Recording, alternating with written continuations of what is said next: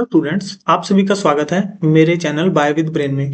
मेरे आज के वीडियो लेक्चर में मैं जो है पेडिग्री चार्ट्स से जो प्रोबेबिलिटी के क्वेश्चंस आते हैं उनको डिस्कस करूंगा। देखो, अगर पेडिग्री चार्ट में आपको प्रोबेबिलिटी पूछी जाती है उसके लिए आपको जो है प्रोडक्ट रूल, आपको सम रूल और आपको कंडीशनल, ये तीन रूल के बारे में इंफॉर्मेशन क्लियर होनी चाहिए। देखो, सबसे पहले प्रोडक्ट रूल क्या है? इसे आप एंड रूल भी बोलते हो, इसे आप मल्टीप्लीकेशन रूल भी बोलते हो। प्रोडक्ट रूल ये कहता है कि आपको प्रोबेबिलिटी देखनी है कि लड़का होगा एंड और अफेक्टेड होगा। यानी कि मान लो, पहली बात तो लड़का हो, ये एक इवेंट है, और दूसरा कि वो अफेक्टेड हो, ये दूसरा इवेंट है। दो इंडिपेंडेंट इवेंट हो रहे हैं, है ना? तो तब आप जो है, अब आपको देखना है कि लड़का होने की प्रोबेबिलिटी मान लो 1/2 है, मल्टीप्लाई करना है, और अफेक्टेड होने की प्रोबेबिलिटी 1/4 है, और आपको आंसर मिल जाएगा। ठीक है, तो देखो, लड़का हो और अफेक्टेड हो, और दोनों हो सकते हैं, हो सकता है कि लड़का हो और हो सकता है अफेक्टेड हो। अब और सम रूल का आप कहाँ यूज करते हो? तो इसमें अफेक्टेड सन हो, मान लो अफेक्टेड सन होने की प्रोबेबिलिटी है 1/2, या अफेक्टेड डॉटर हो। अब देखो, या तो लड़का हो सकता है या लड़की, इवेंट यहां भी दो हैं लेकिन होगा एक ही, इसमें दोनों हो सकते थे। लड़का हो सकता था और हो सकता था वो लड़का अफेक्टेड भी हो, लेकिन इसमें या तो लड़का होगा या लड़की होगी। इस केस में अगर मान लो लड़की के अफेक्टेड होने की प्रोबेबिलिटी भी 1/2 है, तो आप यहाँ पे प्लस यूज करते हो। यहाँ पे आपने देखो मल्टीप्लाई यूज किया था, तो यहाँ पे सम रूल का यूज करते हो, आप आंसर निकाल सकते हो। अब देखो, एक कंडीशनल भी है। ये क्या बोलता है? यदि आपको जो है गिवन है कंडीशन, यहां भी दो कंडीशन है, हेल्थी हो, है ना, और कैरियर हो। लेकिन यहाँ पे क्या है? If the child is healthy, एक कंडीशन को लेके आप 100% श्योर हो, या एक कंडीशन आपको जो है मेंशन कर दी गई है कि वो हेल्थी है, आपको सिर्फ एक ही कंडीशन को फाइंड आउट करना है, कैरियर।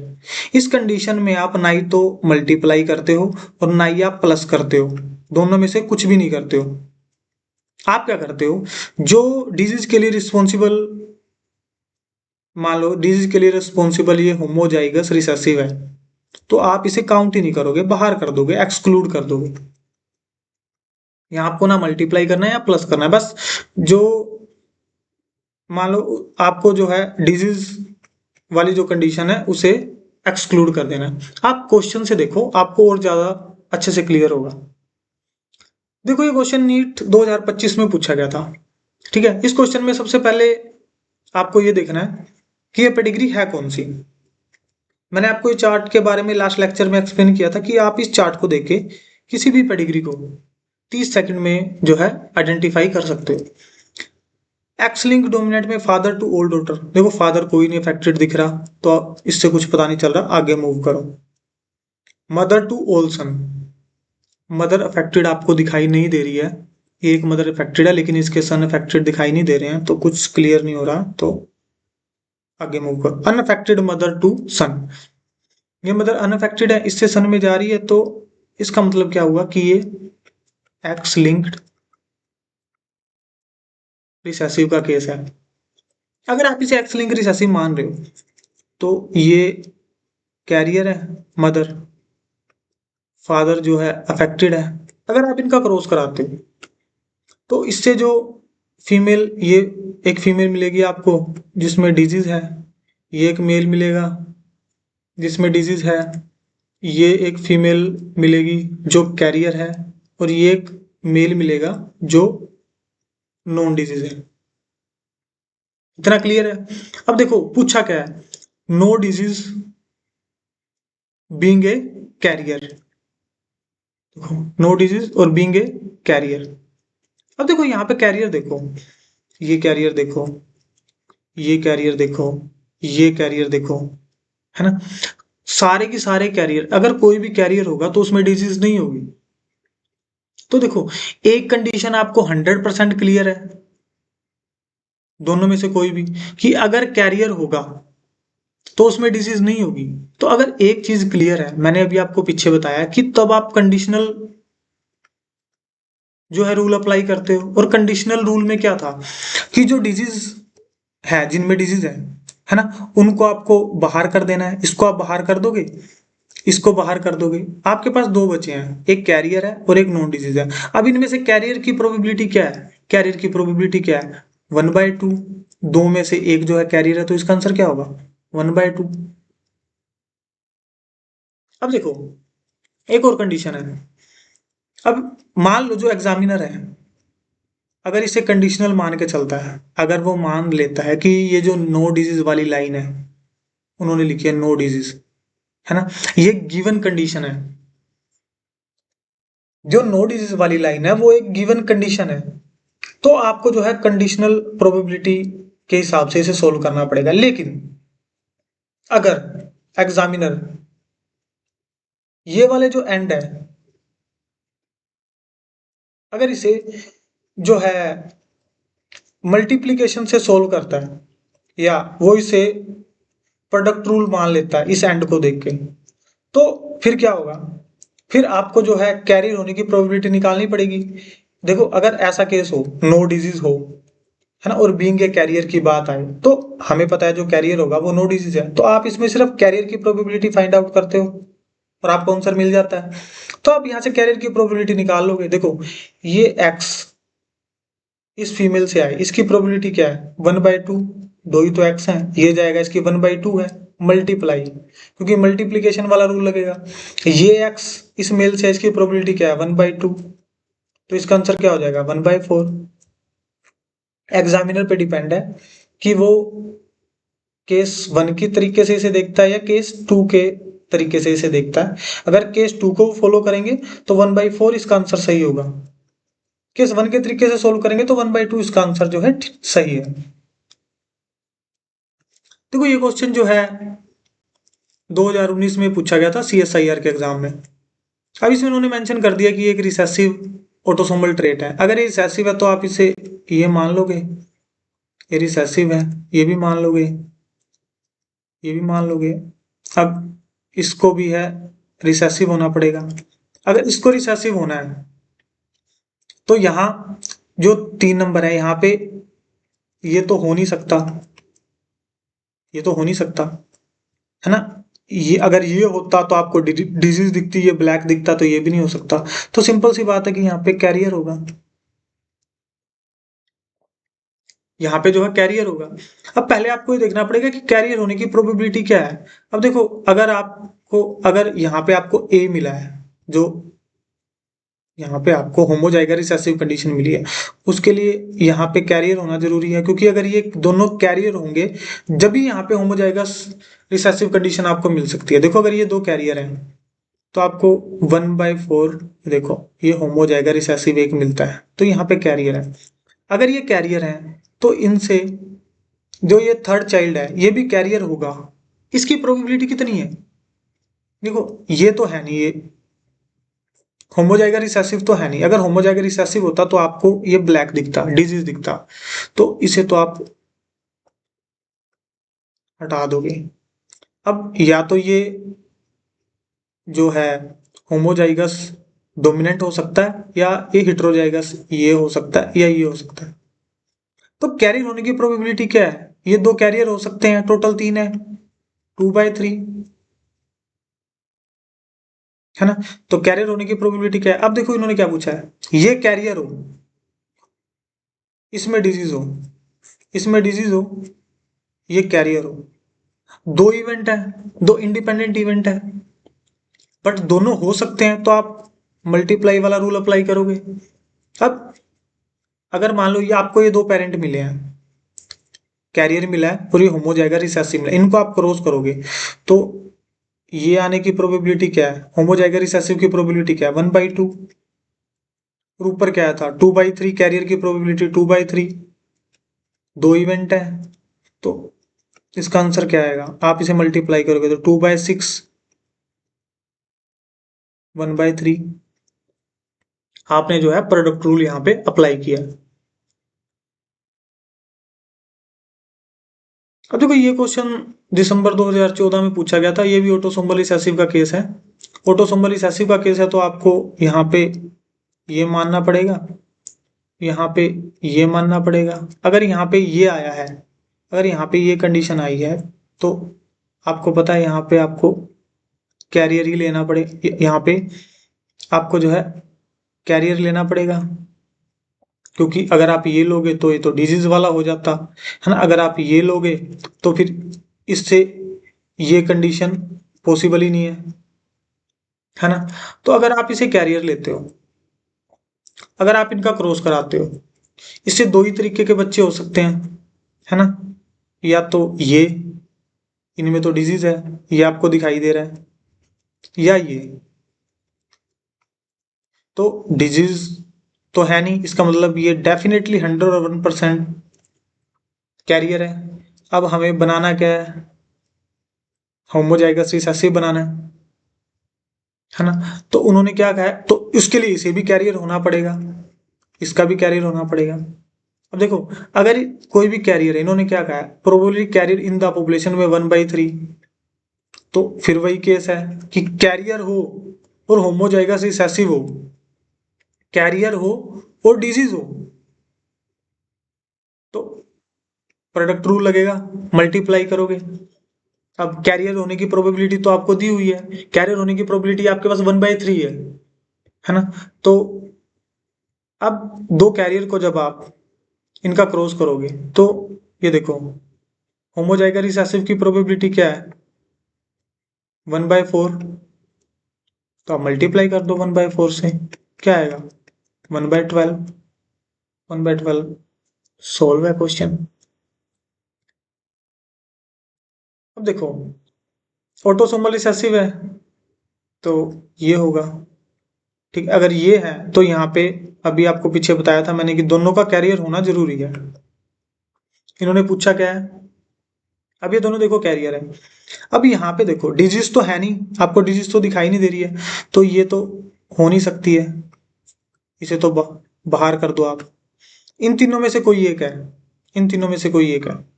इन्होंने पूछा क्या, हेट्रोजाइगस, हेट्रोजाइगस दो है, तो हेट्रोजाइगस की प्रोबेबिलिटी क्या होगी, 2/3, टोटल 3 है, 3 में से, ठीक है। तो ये इसका आंसर हो गया, कहाँ है 2/3, ये ऑप्शन सही होगा। देखो, ये इस क्वेश्चन में क्या पूछना चाह रहे हैं, इन ये स्टेटमेंट बेस्ड सिंपल क्वेश्चन है और काफी इजी क्वेश्चन है, इजी है बहुत। देखो, कंफर्म कैरियर, आपको ये बताना है इस चार्ट में कैरियर कौन से हैं, ठीक है। अब अगर आपको कैरियर बताना है, और दूसरा इन्होंने मेंशन किया कि जो बाहर से फैमिली में बाहर से अगर कोई आ रहा है तो वो होमोजाइगस है, डोमिनेंट अलील को लेके होमोजाइगस है। तो पहले मैं उनको मार्क कर देता हूं जो बाहर से आए हैं, होमोजाइगस है। अब देखो, अगर जो बाहर से आए हैं, है ना, अगर कोई पेरेंट बाहर से आया है ना, और बाहर से आ रहा है, ये पेरेंट अगर बाहर से है और मुझे चाहिए क्या, ये चाहिए, तो मैं जिसके साथ उसका क्रॉस कराऊं, जिसके साथ उसका क्रॉस कराऊं उसका कैरियर होना जरूरी है। तो इनका कैरियर होना जरूरी है, ये कैरियर हो, ये जरूरी है, ये भी कैरियर हो तो भी जरूरी है, ये भी कैरियर हो, ये भी जरूरी है। अच्छा, अब देखो, इधर ये वाली कंडीशन आए, अभी हमने पहले भी डिस्कस किया कि अगर होमोजाइगस रिसेसिव कंडीशन आपको चाहिए, है ना, तो पेरेंट्स का कैरियर होना जरूरी है, तो उसके लिए इसको भी कैरियर होना पड़ेगा, इसको भी कैरियर होना पड़ेगा, इसको भी कैरियर होना पड़ेगा। तो आंसर आप देख लो, इसका आंसर जो है थर्ड होगा, थर्ड का सेकंड, थर्ड का थर्ड, थर्ड का फिफ्थ, थर्ड का सिक्स, सेकंड का सेकंड, सेकंड का फोर्थ और सेकंड का 5, ये सभी के सभी कैरियर है।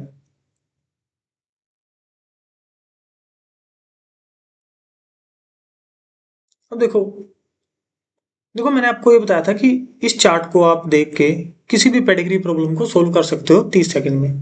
लेकिन आपको ध्यान रखना है, अगर रेयर अलील की बात हो, क्योंकि रेयर एलील पॉपुलेशन में बहुत ही कम मिलते हैं, आपको बहुत कम मिलते हैं, या इनकम्प्लीट डोमिनेंस की बात हो, या कोडोमिनेंस की बात हो, या पार्शियल डोमिनेंस की बात हो, है ना। अगर ऐसी कोई कंडीशन आपको मेंशन होती है तो आपको फिर इस टेबल को अप्लाई नहीं करना है। हाँ, इस कंडीशन में भी आप इस टेबल को अप्लाई करके कुछ एक जो है ऑप्शंस को बाहर कर सकते हो। जैसे एक्स लिंक के लिए फादर से सभी की सभी डॉटर में हो, सभी की सभी डॉटर अफेक्टेड होंगी, इससे कुछ सोल्व नहीं हो रहा, तो ये एक्स लिंक तो नहीं है। ठीक है, अगर अफेक्टेड फीमेल है, उनके जो है फादर है अफेक्टेड होंगे, जो मेल होगा वो अफेक्टेड होगा, नहीं, तो ये भी नहीं है। अब ये या तो ऑटोसोमल डोमिनेंट है ना, या ये ऑटोसोमल रिसेसिव है, दोनों में से कोई भी हो सकती है। लेकिन मैंने कहा है अगर रियल एलील का केस है, इनकम्प्लीट पेनिट्रेंस का केस है ना, तो इनकम्प्लीट डोमिनेंस का केस है, कोडोमिनेंस का केस है, तो आप जो है इस टेबल को अप्लाई नहीं कर सकते, आपको सोल्व करके देखना पड़ेगा। देखो अगर मैं इसे ऑटोसोमल रिसेसिव मान लूं, है ना, अब ये रेयर एलील का केस है, तो जो बाहर से पेरेंट आएगा, आप डेफिनेटली मान के चलोगे कि ये बाहर से आ रहा है ना, ये पेरेंट अगर बाहर से आ रहा है ना, तो क्योंकि रेयर एलील है, पॉपुलेशन में तो होंगे नहीं, तो ये होगा। अगर आउटसाइडर पेरेंट ये है, तो यहाँ चाहे कोई भी कंडीशन हो, चाहे आप ये रख लो, चाहे अगर आप ये रखोगे तो डिजीज होगी, ये तो रख नहीं सकते आप, है ना। अगर आप ये रखोगे, कैरियर रखोगे, तो ये आ नहीं सकता, तो ये होमोजाइगस रिसेसिव तो है नहीं, तो ये ऑटोसोमल रिसेसिव तो है नहीं, ऑटोसोमल रिसेसिव का केस नहीं है, तो ये ऑप्शन भी आप काट दोगे। चलो डोमिनेंट मान के चलते हैं, अगर मान लो आप इसको ऑटोसोमल डोमिनेंट मान के चलो, ठीक है, तो अगर मैं यहाँ पे ये रखूं, तो ये कैरियर हो सकता है।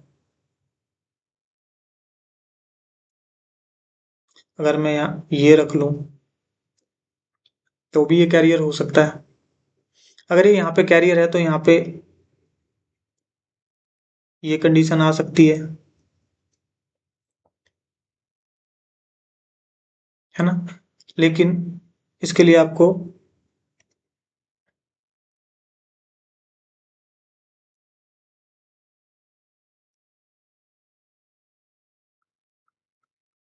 यहाँ पे जो है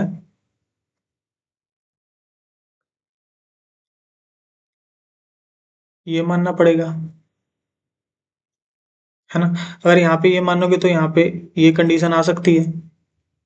अब देखो यहाँ पे आपने ये, आप इसे ऑटोसोमल डोमिनेंट मान के चल रहे हो, ठीक है, यहाँ पे होमोजाइगस रिसेसिव कंडीशन है, यहाँ पे ये भी हो सकती है, ये भी हो सकती है।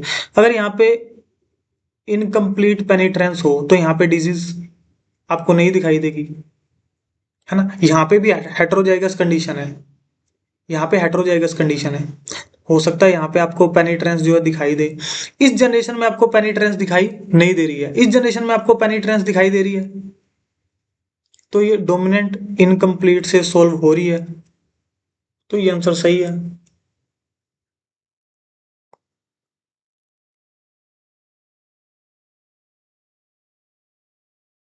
देखो ये क्वेश्चन है, ये काफी सिंपल क्वेश्चन है। देखो ये पैटर्नल इम्प्रिंटिंग का क्वेश्चन है। देखो पैटर्नल इम्प्रिंटेड में क्या है, पैटर्नल इम्प्रिंटेड ये बोलते हैं कि अगर कोई मेल से कोई जीन आ रहा है, उसका नेचर साइलेंस होगा, वो जीन फंक्शन ही नहीं करेगा, ठीक है। तो ये एंजलमैन सिंड्रोम की बात की है इन्होंने, एंजलमैनिक सिंड्रोम है, ठीक है। उन्होंने कहा है कि, और उन्होंने ये कहा है कि ये जो है डॉट से आपको दिखाएं, ये इस डिजीज के लिए कैरियर है। अब देखो ये डिजीज यहाँ मेल से जा रही है, इसमें फैक्ट शो नहीं कर सकती, क्योंकि मेल से जाने वाला जीन जो है, मेल से जाने वाला जो अलील है वो साइलेंस रहेगा। यहाँ भी देखो मेल टू मेल जा रही है, अब मेल से जा रही है, तो यहाँ भी अलील डिजीज का साइलेंस रहेगा, तो आपको यहाँ पे डिजीज नहीं दिखेगी। यहाँ भी देखो मेल से फीमेल में जा रही है, डोनर कौन है, मेल, मेल दे रहा है ना, मेल से फीमेल में जा रही है, यहाँ भी आपको डिजीज नहीं दिखाई देगी। लेकिन यहाँ देखो फीमेल से मेल में जा रही है, फीमेल से मेल में जा रही है, आपको यहाँ भी डिजीज दिखाई देगी, यहाँ भी दिखाई देगी, आपको डिजीज जो है यहाँ भी दिखाई देगी, तो क्योंकि यहाँ भी ये कैरियर जो है फीमेल है। इन इस केस में, इस केस में और इस केस में कैरियर फीमेल है, तो आपको डिजीज जो है दिखाई देगी।